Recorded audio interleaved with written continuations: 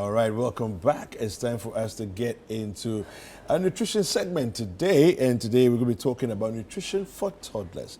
And this is a fantastic conversation, especially for those of you who are either expecting or you just delivered, and you will really enjoy this conversation. Now, Esther Bing Mensah has joined us in the studio. She is the co-founder of Zen Diet Consult and is also known as the Opulent Dietitian. Hi, how are you? Hi, I'm good. Yeah? Your energy seems a bit low today. Oh, really? Yeah. But everything all right? Oh, everything is fantastic, okay. fantastic. Is okay. All right, so what do we need to know about nutrition for toddlers? Okay, very good morning to our cherished viewers. When it comes to toddlers, I think that we're mistaking toddlers for babies, for older infants, and a whole lot. So for toddlers, they range or they have age within the age of 1 to 3. Okay. So any child that is between these ages is termed as a toddler. Coming to toddlerhood is actually a striking stage for children whilst they are growing up. Okay. And at this stage, that is where nutrition plays a very key role, because at this point, a lot of development is ongoing, and so we would want to take the nutrition very, very seriously. Coming to the nutrition, at this stage, children are very dicey, and also depends on every child, because even though they are all at the same period of this developmental stage or milestone, it depends on the child's weight or depends on the child's height. These are parameters that or indicators that we use when it comes to the nutrition of the child. And so with the nutrition, we look at varied meals that has the food groups, that has the various nutrients that the child needs at this point. And it's at this point also that they are very picky. It's at this point also that as a parent, if you are not patient with them, you would leave them to what they want to do, and at the end of the day, you find yourself wanting. So with the nutrition, the food groups are very important: protein, carbohydrates, fats and oil, the minerals, and then the vitamins. Unlike adults that would encourage that our meals should be high in fiber, low in fats. But in this stage, during this stage, we rather encourage that their meals are high in fat, low in fiber rather, and then high in protein. Because at this point, cognitive development is ongoing, socio-economical development is ongoing, or emotional development is ongoing, and then the physical as well, which we all tend to see. So if you don't feed your child very well during this stage, it means that the child would be lacking this growth and this development. And later in life, it's really going to affect the child. And also the nutrition during this period will affect the child's preference in life, that's the food preference, and then the behavioral approach to food later in life. You have cases where people say, I don't eat banku, not because the person actually hates the food or because when the person eats that particular food has any effect, but because of an experience during that period. So they tend to develop food aversion, which at the end of the day, they don't eat later in life. So with the nutrition, is very, very key when it comes to the nutrition of the child during this particular process. You said that low in fiber. What's the reason for that, though? So you see, the size of the child or the children during this period, the size of their stomach is 1/3 of an adult compared to the size. And so if you want to fill them with fiber, at the end of the day, the fiber, even though it's needed, it does not... It takes up all the space. Exactly. There's not much for anything else. Exactly. So we need the protein sources. And then at this stage also, they are developing their gut. That's their gastrointestinal tract. And so we don't want to really burden the gut with the fiber because it takes a longer time for digestion. So we want the one that are quicker in terms of digestion for them to be able to get the nutrients at a faster rate to aid in their development. You know, so we advise to do exclusive breastfeeding for 6 months. We do that, and then we are also told that from 6 months now you can start introducing the baby to normal food that, yes, the family is eating. Now, I've also defined the age range for toddlers between 1 and 3. 6 months to 1, what are we giving them? So from 6 months to 1 year, that is when you are starting complementary feeding. And at that stage, it's a transition period for the child. And so during that period, we really focus on texture and consistency of the meals, because the child is taking breast milk, which is liquid form. You can't just jump to solid just like that. Because the child needs to take time to adapt. So during that period, we encourage puree foods. Foods that are blended, so that the texture of the child of the food would be similar to that of the breast milk. So gradually you tend to introduce the child to the various meals. So it should be in a puree form, but it should equally be balanced, nutritious as well. But you need to introduce the meal at a time, one at a time. You don't have to embody it all at a go, and then because I'm eating banku and fufu and wachi, you expect the child at that age. But can I give, for instance, a fufu, but very soft with soup and all that? Is it advisable? It's not advisable, because it's as I made mention earlier on, it's a transition period. So you need to introduce the child to the nearest food that are nearest to the texture and the consistency to the breast milk. Right. So what about, some children also breastfeed more than 1 year. Exactly. So like 1.5 years, they're still breastfeeding and all that. So can a child be eating banku and okra stew, fufu and soup, and still taking breast milk? Exactly. It's expected that breast milk continues for the first 2 years of the child. And because it still has some because sometimes you see the there. children standing and taking breast milk. Yes. Yes, if you don't expect that you stop. Amazing to see. But happens, right? Oh yes, you don't expect you to stop breastfeeding when you start complementary feeding. They'll bite you. But we need the breast milk, but in a minimal quantity, because it wouldn't match up to the child's daily requirements as the child grows because of the developmental stages. But it's expected that you still continue breastfeeding to 2 years. However, the focus more will now be on the family foods. So the breast milk will just be like now, like a reward or something. Juice, that exactly. To wash the banku down. Exactly, because it still contains some calcium in there that the child needs. And also during this stage, the toddlerhood stage, if you don't take it, most of the children get iron deficiency condition, that they become anemic, because as you are transitioning the child, if you don't focus on foods that are rich in iron, they tend to suffer from iron deficiency syndrome. However, during this stage, we need to also focus or look out for allergies, because you are introducing the child to new foods, and this period they are very prone to allergens, or most of the protein sources, most of the food that this child or these children gets to be allergic to. So parents need to look out for during this period. So breastfeeding, they shouldn't stop breastfeeding, but after 2 years, then they can they can throw the breast to the baby at the back, they are taking it. I mean, by the time my daughter was a year old, we were already starting to, planning to wean her off. Because, I mean, I think by the time she was 14, she was done. I mean, we had moved on. Well, I stopped breastfeeding before. Because I mean, like you said, some people will be standing. You're 2 feet. You're a big man like you can walk and come and take the breast. Come on, you should be going to the market. That's where expression should come in. You can equally express the milk, because the milk we need, not your breast. We need the milk. So if feeding us the milk from the breast is your issue, as I think now you have career women, that's a problem for us. So expression is the best way to express the milk, so the child will continue to enjoy the nutrient in there. However, it shouldn't be now the focus, as I made mention earlier on. The focus should be on the family foods, the solid foods, and then the breast milk will just be like a reward or something. So can you give us, in practical terms, I mean, the foods we are talking about? Because sometimes the family is eating, let's say, ampisi, plantain and stuff like that. What should a child be eating? So, for instance, if it's banku we have to give, what should it go with? If it's fufu we want to give, what should it go with? I think that's where the socio-economical or social eating comes in.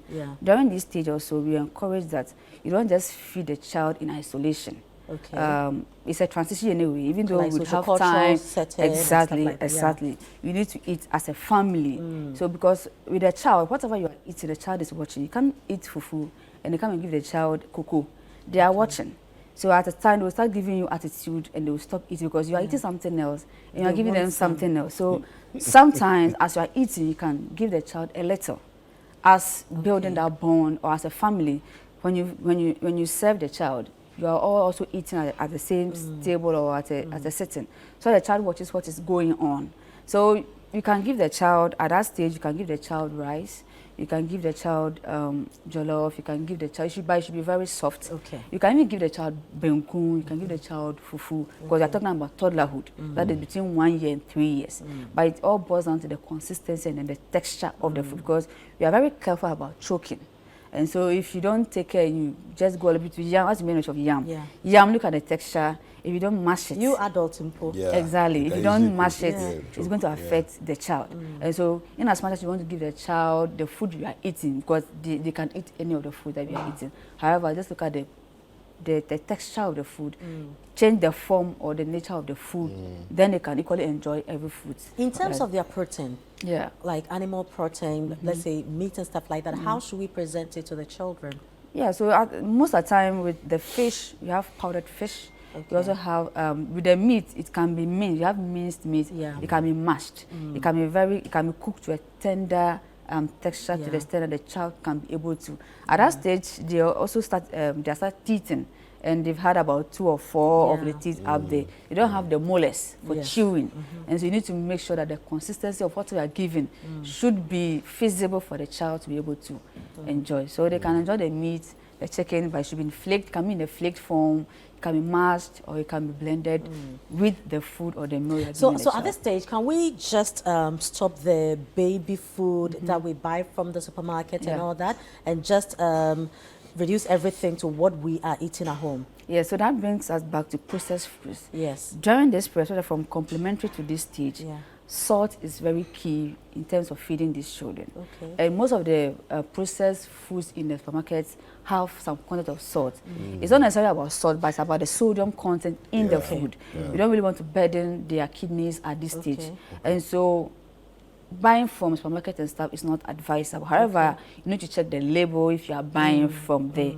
Then we need to come home, because in our setting, I don't think most mothers, unless maybe a very few that are exposed to a supermarket, that go in there to buy those period foods. But during the toddlerhood, those food needs to be on hold. Let's prepare homemade meals for the children.